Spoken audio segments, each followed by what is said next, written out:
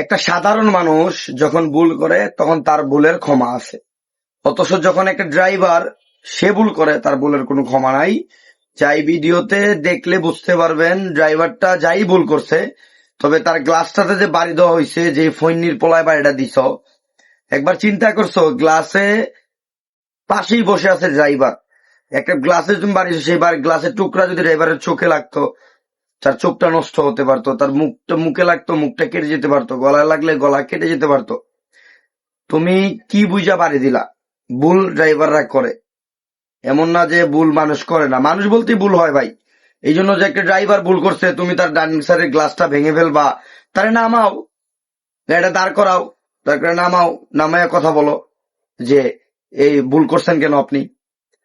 কথা আছে না, তুমি তার ডান সাইডের গ্লাসটা বাড়ি দিয়ে ভাঙলা, তুমি একবার চিন্তা করছো তার সে একটা লোক, একটা ড্রাইভার দিয়ে 5টা পরিবার, মানে 5জন লোক চলে, মানে একটা পরিবার চলে টোটালি একটা ড্রাইভার দিয়ে।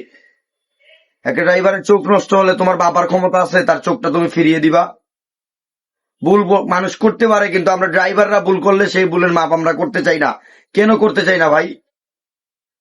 ড্রাইভাররা কি মানুষ না? তারা কি অমানুষ?